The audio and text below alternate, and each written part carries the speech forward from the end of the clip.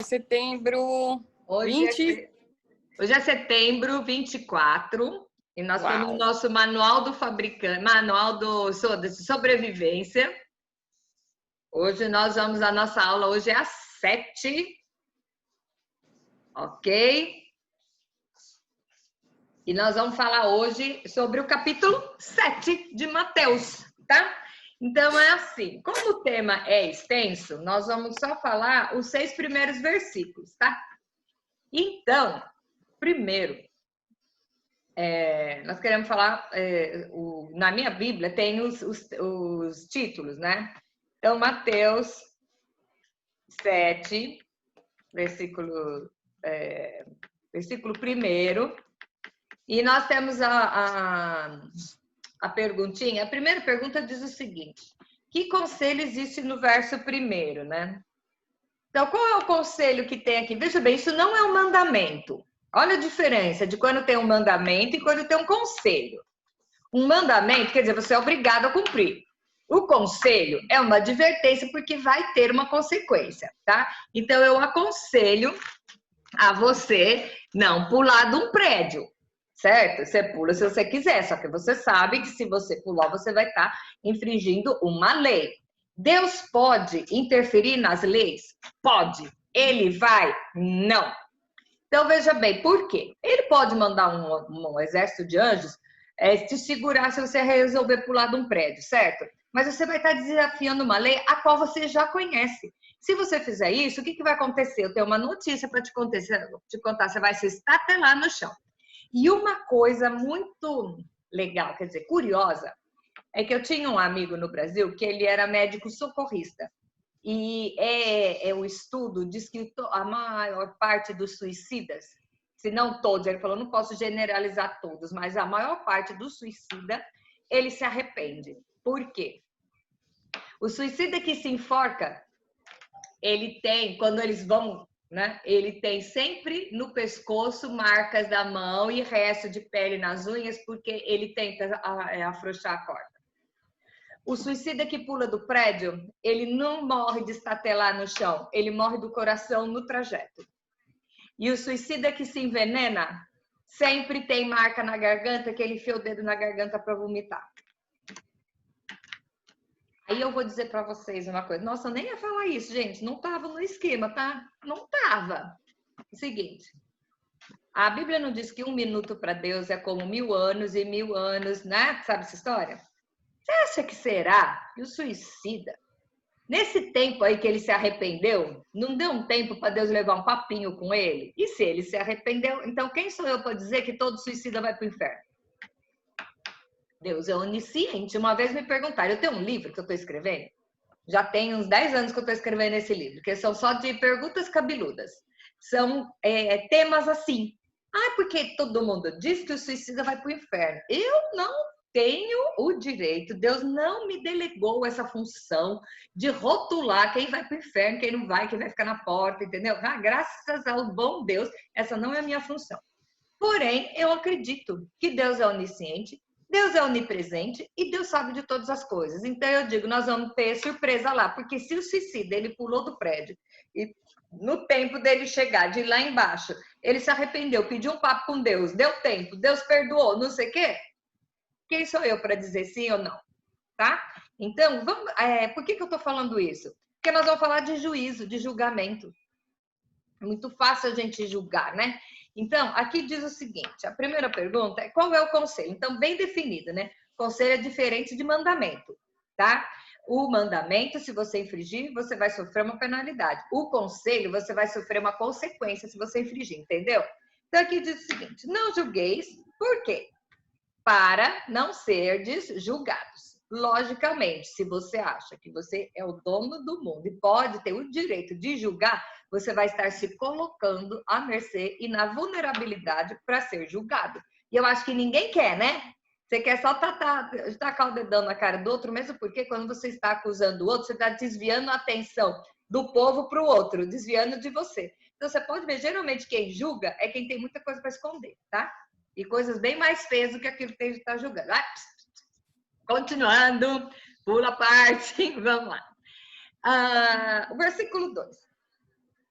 Pois com o critério que julgares, sereis julgados. E com a medida que tiverdes medido, serás medido, certo? Então, o que diz o seguinte? O que diz aqui? O julgamento, gente, ele é sempre baseado em experiência e vivência do juiz, seu. Então, por exemplo, eu vou julgar vocês. Eu vou julgar vocês de acordo com aquilo que eu acredito, de acordo com as experiências que eu passei. E, geralmente, isso não é a realidade dos fatos. Tá? Então, por isso que é muito perigoso você julgar. Então, o que acontece? Quem você é, em que dados você se baseia para julgar alguém? Sabendo que Deus é onisciente e ele sabe de todas as coisas, tá? A justiça vem de quem? A justiça vem do que eu acredito, do que eu aprendi. Não, mas eu estudo a Bíblia, eu vi tudo aqui na Bíblia. Então, você vai ver tudo na Bíblia, mas você vai ver que a Bíblia também tem um Deus misericordioso, tá? Então, Deus te encarregou dessa função? Se ele te encarregou dessa função, ok, mas eu acho que ele não encarregou ninguém, nem o próprio filho dele, tá? Então, outra coisa, pode ver, geralmente quem julga alguém, tá? É naquilo que ele cai, é aquela fraqueza dele. Vou contar a história para vocês. Eu tinha uns 18 anos e minha mãe fez para mim um vestido de brim. Sabe o que é brim? Aquele tecido duro pra caramba? Vermelho, justo, e ele era recortado aqui assim, tinha uma rendinha vermelha, tá? E ele era justo. Minha mãe não sabia costurar direito, o vestido era mais ou menos assim. E eu ia na igreja com esse vestido. Um dia, um rapaz chegou para mim e falou assim: você não deve usar esse vestido na igreja, porque esse vestido ele é muito sensual. E cada vez que você vem com esse vestido, você está seduzindo todos os homens da congregação.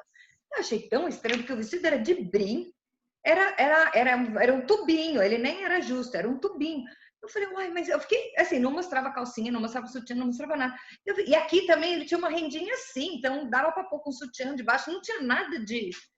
Aí eu peguei e fui conversar com o meu pastor. Eu falei, pastor, o Rudimar falou isso e isso para mim. Ele riu, falou assim, filha, isso aí é porque ele gosta do seu vestido vermelho, tá?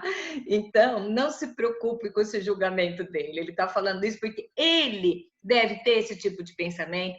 Ele fica, então, o problema é dele. Fica tranquilo que se o seu vestido não fosse de acordo, eu era o primeiro a falar, tá? Então, eu tinha uns 18 anos isso, e até hoje eu lembro disso, sabe? Então, assim, pode ver, geralmente uma pessoa que é muito dura numa área, é naquela área que ela cai. Por quê?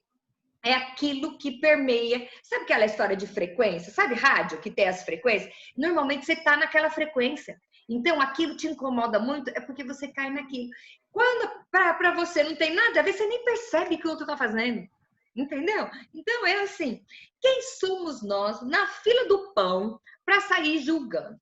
Ah, mas eu sou sacrossanto, eu uso a Bíblia, eu sei tudo que Jesus falou, porque a fulana não pode, não pode, não pode. Você não sabe o tratar que Deus está tendo com a outra pessoa, tá? E de repente, enquanto você está perdendo tempo em julgar a outra pessoa, você podia estar consertando a si mesmo, entendeu? Então, é complicado esse negócio de você sair julgando, porque primeiro é falta de amor. Segundo, é você se sentir superior ao outro. Ah, eu me sinto na posição que eu posso julgar quem você pensa que é. De repente, você não faz o que a outra faz, mas você faz algo que é muito mais prejudicial para o reino e para a vida dos outros, tá?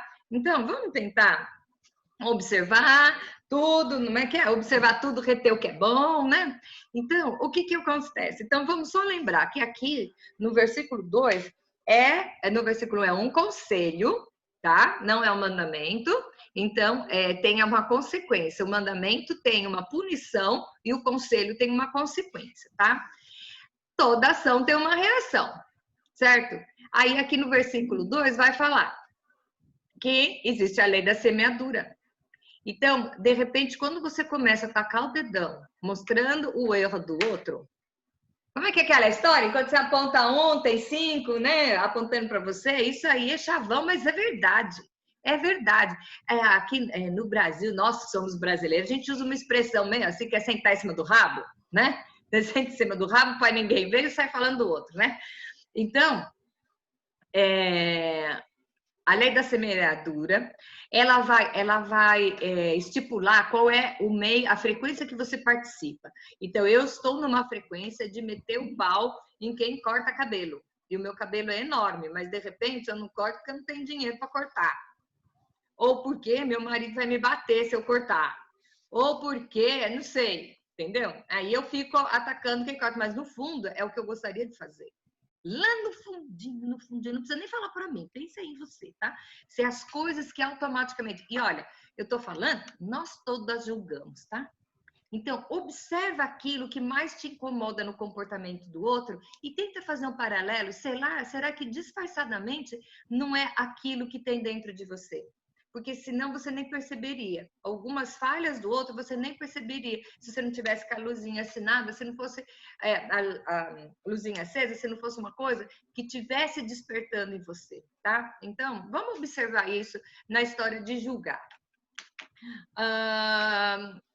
E aí, você vai julgar pelo padrão que você cria. É o padrão que você cria ou é o padrão que existe? Ou o padrão estipulado por Deus, né? Vamos ver. A terceira pergunta. Como se relacionar com a falha do outro? Bom, ok. O outro falhou. Qual é a sua função? Você senta no próprio rabo, né? Como nós conhecemos essa expressão, todo mundo... depois eu falo que o americano pensa que o brasileiro é tudo da Amazônia, mas, ó, tem a ver, viu? Porque a gente usa muito macaco para falar, para dar exemplo, né? Então, vai ver que a gente tem macaco no quintal, né? Na nossa casa. Acho que é isso, né? Na Avenida Paulista, passeia. Lá no centro de Belo Horizonte, passeia macaco, não sei, né? Então, vamos lá, gente. Não existe pecadinho e pecadão. Não existe. Para o Senhor, tudo tem o mesmo nível, com a exceção da blasfêmia, tá? Que nós vamos falar outro dia da blasfêmia. Mas é tão pecado, certo? Eu falar mal de você, como eu roubar no peso do tomate, como eu roubar um chocolate dentro do supermercado, como eu vender o meu voto, como eu... Entendeu?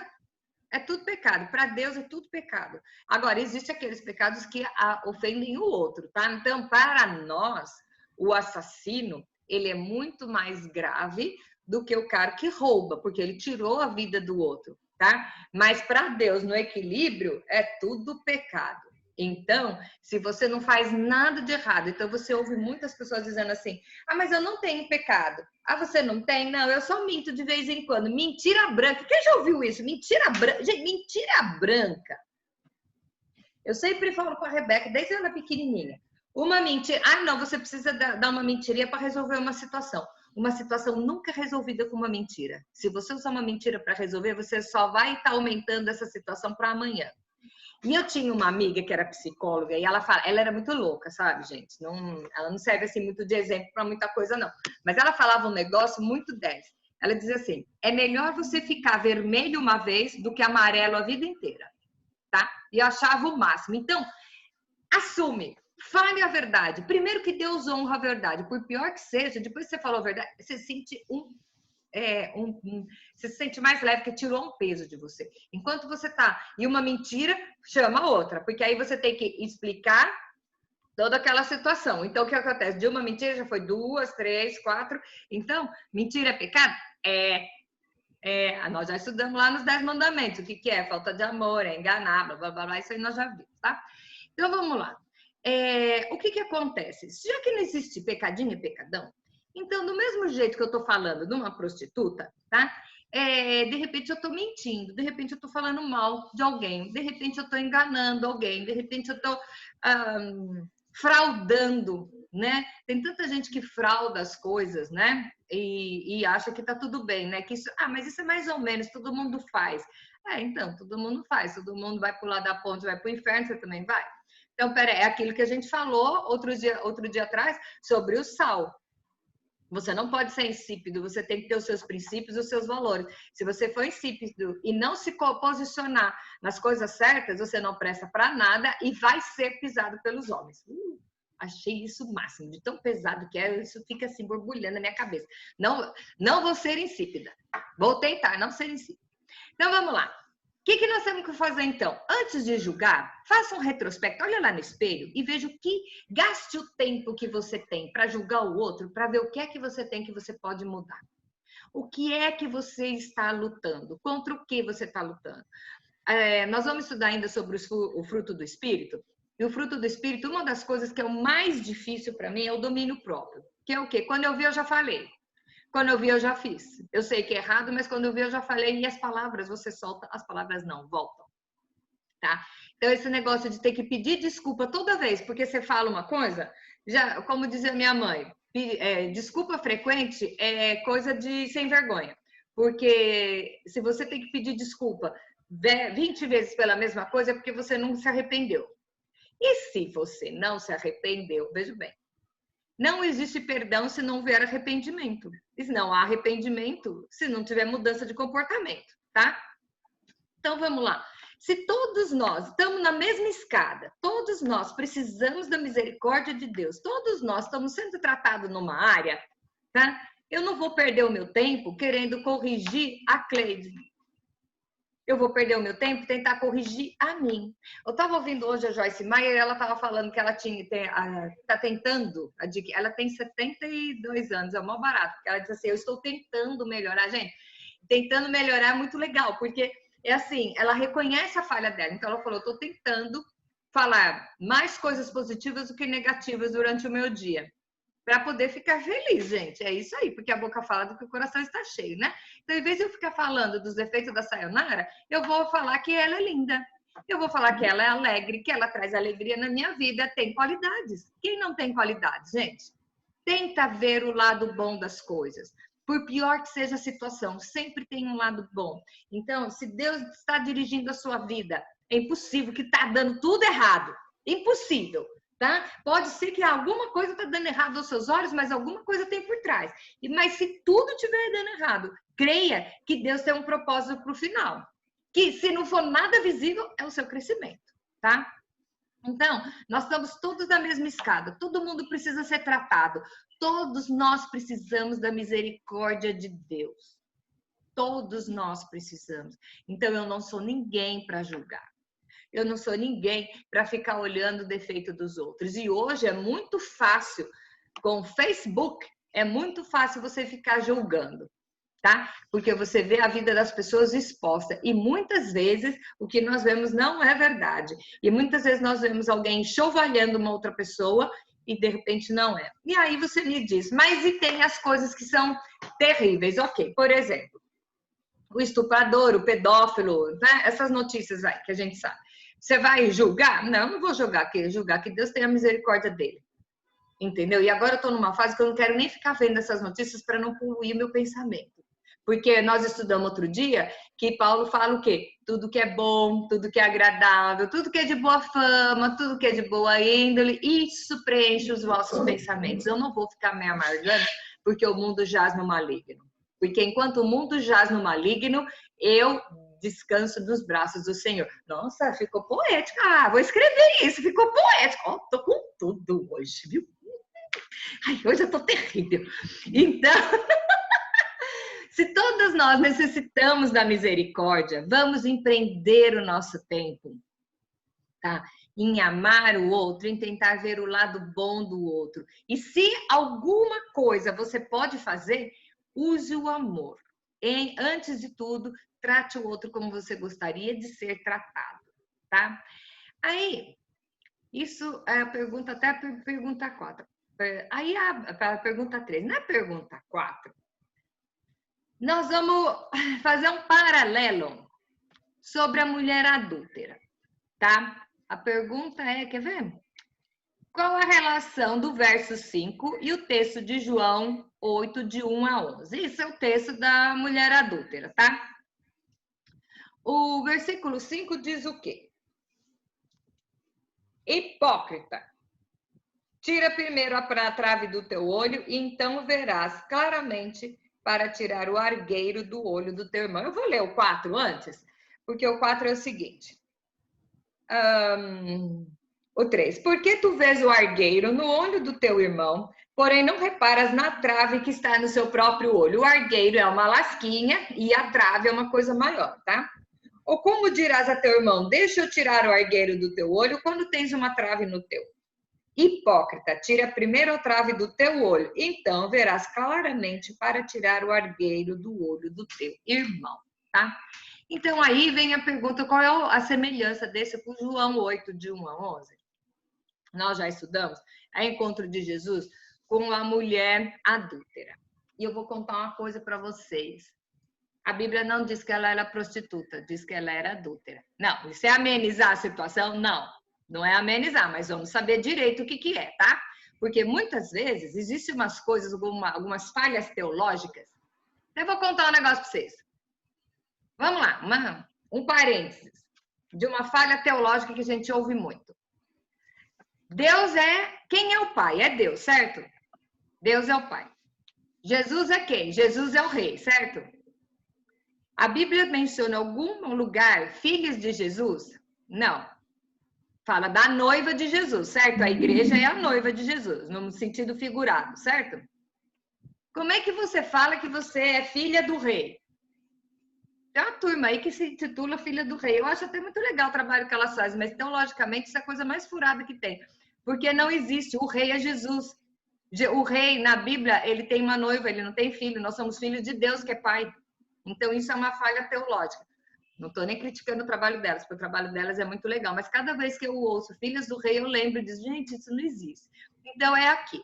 Essa moça, ela era adúltera. Ela não era uma prostituta. Prostituta é quem faz por dinheiro. Aqui, ela era adúltera. Adúltera é o que é adultério? É tornar impuro aquilo que é puro, certo? Então, nós vimos que tanto pode ser em relação ao seu casamento, como pode ser adulterar gasolina, pode ser adulterar farinha de trigo, adulterar é tornar impuro. Então, aqui ela era uma adúltera. Agora eu vou falar um negócio para vocês muito louco, tá? Primeiro, vocês conhecem o texto, né? A mulher foi pega em adultério, numa sociedade hipermachista, ela foi pega em adultério, mas cadê o cara? Alguém consegue adulterar sozinho? Não, pegaram ela. E ela ia ser apedrejada. Aí eu vou falar uma coisa para vocês. Ela merecia ser apedrejada? Sim, ela merecia. Sabe por quê? Essa era a lei do lugar e ela conhecia a lei. Então, nós estamos falando sobre quebrar as leis. Então, se você sabe que é errado, você não pode fazer. Então, ela foi pega em adultério e ela ia ser apedrejada. Só que aí aconteceu um grande barato na vida dela, que ela encontrou com quem, né? Logo com Jesus, que apareceu na vida dela e livrou o couro dela. Por quê? O que Jesus fez?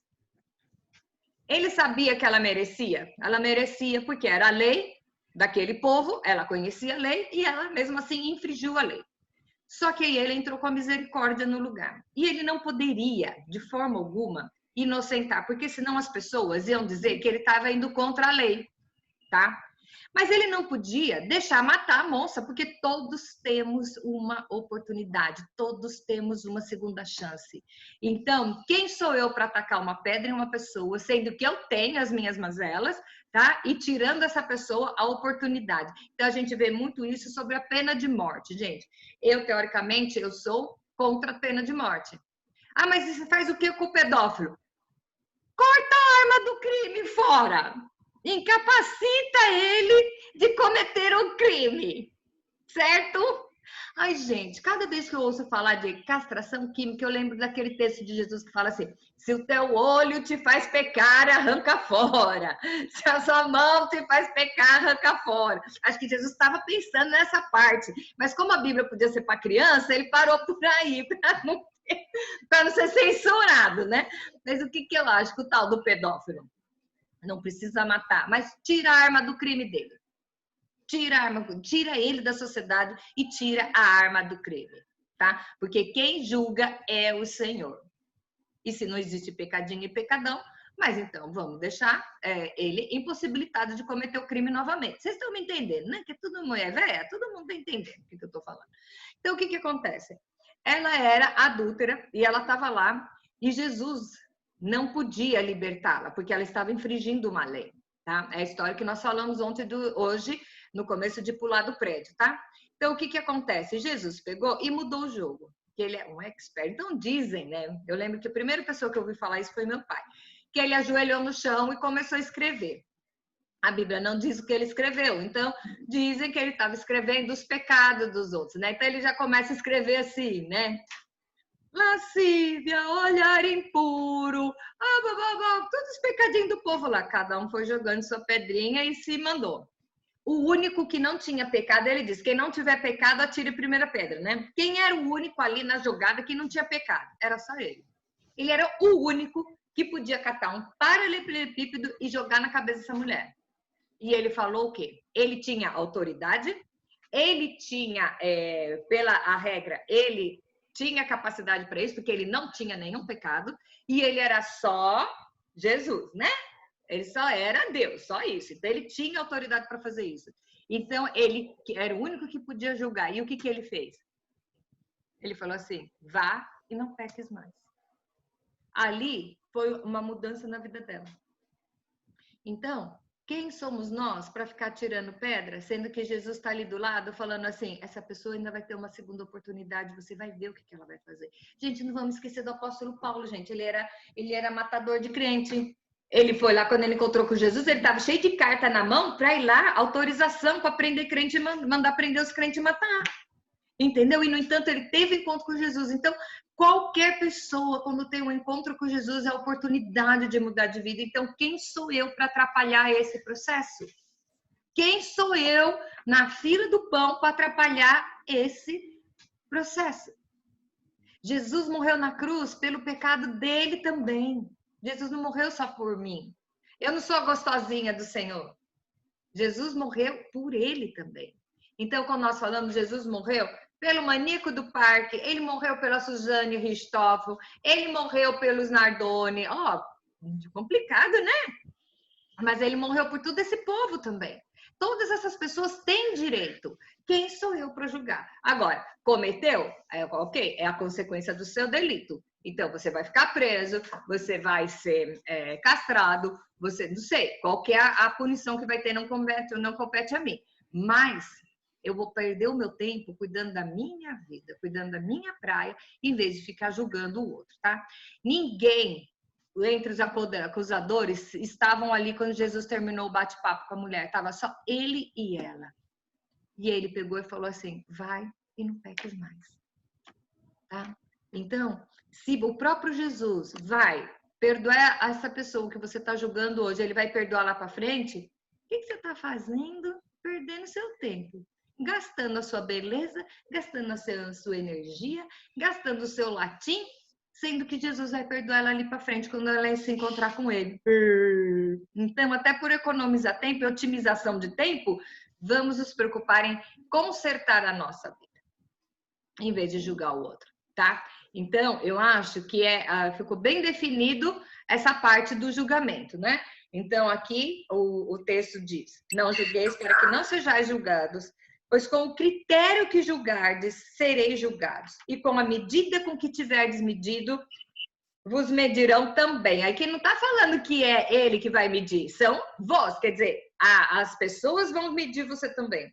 Por quê? Vês o argueiro no olho do teu irmão, porém não reparas na trave que está no seu próprio olho. Ou como dirás a teu irmão, deixa eu tirar o argueiro do teu olho quando tens a trave no teu?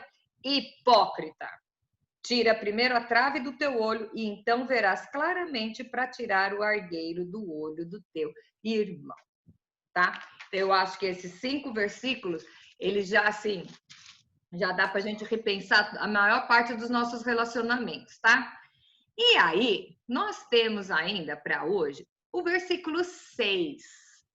O versículo 6, teoricamente, não tem nada a ver com isso, mas só que Jesus não faz nada aleatoriamente. Uma coisa tem a ver com a outra. O versículo 6 diz o seguinte, não deis o que é santo aos cães, tá? Então diz assim, não deis aos cães o que é santo, nem lanceis ante os porcos as vossas pérolas, para que não as pisem com os pés e voltando vos dilacerem. Então, eu fiz a pergunta que é assim, o que você entendeu com esse texto? Alguém quer falar alguma coisa? Pode abrir o microfone, pode comentar alguma coisa, se você tem algum comentário que você viu assim de interessante.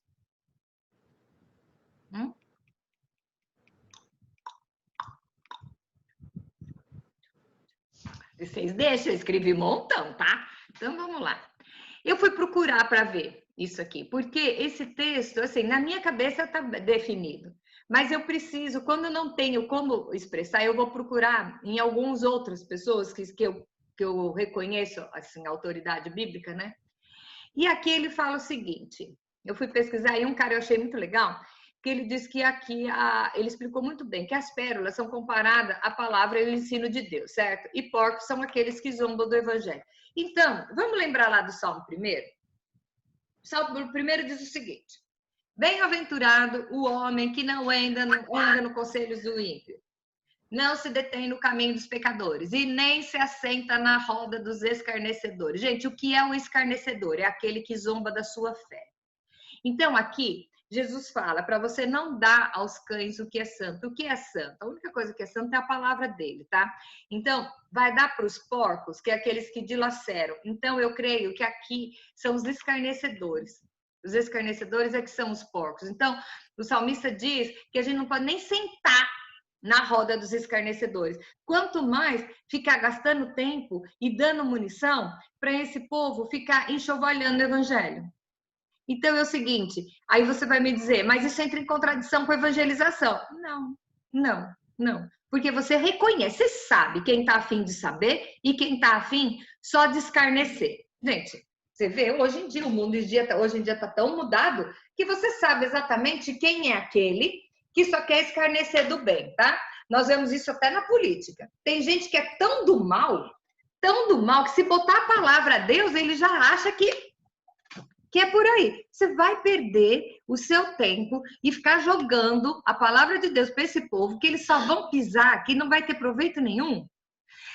Gente, tem um texto lá, que um dia o cara ficou tão assim, que Deus te repreenda. Chega, não vou. Não tem pessoas que de vez em quando você olha e fala assim, não, esse chegou no meu limite. E tem um texto que Jesus fala assim, ó, quando você entrar na cidade, o pessoal for demais, faz o quê? Bate o pó da sandália. Nós já lemos isso. Bate o pó da sandália. Quer dizer, tem gente que você vai orar por ele, mas não se ponha na posição de ser escarnecido, de deixar que eles pisem a palavra com os pés e eles dilacerem. Então, aqui o que é? Você sabe. Você peça discernimento. Se você tem uma pessoa aí que você tem dúvida, se é uma pessoa que é um solo fértil, né? Porque a parábola do semeador diz que o semeador saiu e lançou a semente para todos os campos e cada semente caiu num lugar e teve um resultado. Ok, mas peça discernimento e sabedoria para o Senhor para saber em quem vale a pena você falar ou quem vai valer a pena você orar. Existem pessoas que você tem que parar de falar de Jesus para eles. Você tem que falar deles para Jesus, entendeu? Tem gente que de tanto você falar, você virou chato.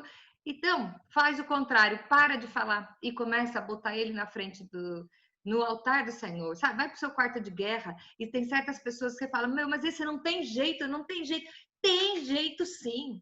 Ore e pede para Deus entrar com providência. Eu vou falar um negócio muito louco que eu aprendi com o decorrer da minha vida, que foi longa. Muito, não muito, média para pouco. Que velha eu não sou. Então, o que acontece? O que eu aprendi? Existem certas pessoas que você ora, e quando você orar muito, Deus pode colocar você para atender, para resolver essa situação. Então, num exemplo assim, Senhor, resolve o caso dos órfãos da África. Né? Resolva o caso dos órfãos. Você ora, faz campanha para Deus resolver o caso dos órfãos da África. Vai aparecer uma ONG na sua porta pedindo voluntário para ir lá para a África cuidar dos órfãos. Mas você não estava orando, não, mas eu não orei para ir, eu orei para a Ana aí, entendeu? Eu não quero ir lá para a África, eu quero que Deus salve eles lá, mas a Ana que vai.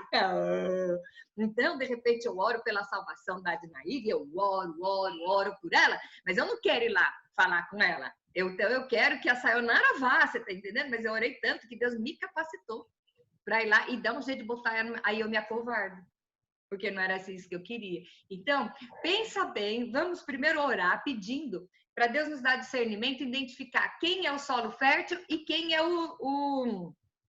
os cães, né? Aqui para os porcos, vamos falar os cães para não ser tão pesado, né? Para descobrir quem é que vale a pena falar. e fale a tempo e fora de tempo, mas chega um limite, preserve a integridade e a dignidade da palavra do Senhor. Aqui é Jesus que está falando, tá? Não dá o que é santo para os porcos, e nem lancei aos porcos as vossas pérolas, para que não as pisem com os seus pés, e voltando, não dilacerem. Tá? Então, e aqui, não dilacerem, não é dilacerem as pérolas, é dilacerem vocês, não, e voltando-se, vos dilacerem. Então, como é que é a história lá do Salmo 1, que foi escrito bem antes disso? Sequer se assente na roda dos escarnecedores, não conviva com quem zomba da sua fé. Jamais.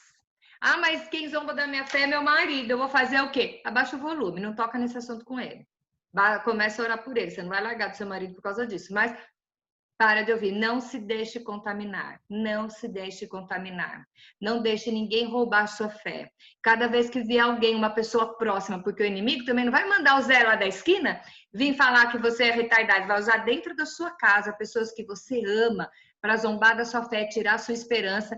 Não permita isso. Por isso que eu falo que a gente tem que ter os textos gravados na mente, porque quando vier esses pensamentos, você pega as promessas e traz à memória aquilo que te dá esperança. Não permita que as pessoas próximas, as pessoas com quem você ama, as pessoas que são referências intelectuais da sua vida, zombem da sua fé, porque a sua fé é fruto de um relacionamento pessoal seu com o Senhor. Ninguém entra nesse relacionamento, ninguém pode saber a intensidade disso, então não permita que ninguém venha. E eu vou falar para você, geralmente é quem está perto. Geralmente é quem está perto. Geralmente é a pessoa que você mais ama e que você mais gostaria que estivesse servindo ao Senhor com você. É essa pessoa que vai zombar da sua fé. Então, o que você vai fazer? Abaixa o volume. Abaixa o volume. E não é fácil quando você ouvir um ataque. Ok. Peraí que eu vou lá fazer 20 polichinelo um pouquinho e já volto. Aí acalma, né? Relaxa, porque nós temos essas pessoas do nosso lado. E muitas vezes essas pessoas estão nos testando. E muitas vezes essas pessoas, pelo nosso testemunho, vão ser alcançadas e vão ser crentes mais assim fiéis e mais apaixonados do que nós mesmos, tá bom? Então não se desanime, não se desanime. Sempre tenha em mente, Jesus morreu por todos. Ele morreu por mim, mas ele morreu até por os escarnecedores. E todos nós estamos numa escada. Cada um no seu tempo. Se não chegou o tempo dele ainda, o tempo dele está de escarnecer, ele vai ter a oportunidade dele. Não seja pedra de tropeço, muito pelo contrário, seja porta de bênção, para que quando a ficha dele cair, ele lembre, nossa, eu lembro da Cleide, a Cleide falava tanta coisa legal para mim, vou lá perguntar para ela, porque ela conhece a palavra de Deus, ela nunca andou fora da linha, eu sei que ela é referência, ela vai poder, sabe, isso acontece. Isso acontece. Quantas vezes Deus ainda vai permitir de você ver com seus olhos o fruto da palavra que você semeou. Então, você pedir sabedoria para o Senhor, para não julgar, e pedir sabedoria para você saber até onde você pode lançar a sua semente e até onde é pérolas aos porcos. Isso tem manual? Não! É você ser assim com o homem, ó. Ouvir a voz do Espírito Santo. Tá? Essa coisa que a gente fala que é de consciência, não é consciência nada. É o Espírito Santo falando para você, esse sim, esse não. Ó, sai fora com isso aí, vai que é rolo, né? Sai que é rolo. Então, é essa sensibilidade que nós precisamos ter. Essa sensibilidade. Se você já falou e essa pessoa não caiu a ficha, começa a orar. Para de falar de Jesus para ele e fale dele para Jesus. Tá? Pare de jogar pérola para aqueles que vão pisar, porque você vai ser dilacerado por isso. E ninguém quer ser dilacerado para depois ser costurado e recolhido os cacos, tá? Mas vai orando, vai orando. Então, quando você parar de julgar, por que esse texto está logo? Quando você parar de julgar, você vai começar a reconhecer essas coisas, essas características, tá? E na quinta-feira que vem, nós vamos ver o grande barato da oração, que é o próximo. Não percam quinta-feira que vem, tá? Quinta-feira que vem nós vamos aprender a orar e saber o porquê que a coisa não funciona e qual é o nível que você está na hora de orar, tá? Então, eu tô dando spoiler já. Spoiler não, tô fazendo marketing, propaganda do próximo. Então, eu acho que ficou bem assim, bem marcado a história do julgamento. Então, para resumir a história do julgamento, pensa no seguinte: Quem você pensa que é para sair julgando o outro, tá? O que julga é aquele que se julga superior, tá? O que pensa que é superior ao outro, é esse o que julga. E depois, você acha que você está tão limpo assim quanto Jesus? Se você estiver tão limpo que nem Jesus, faça como ele, que não julgou, tá? Que ele amou.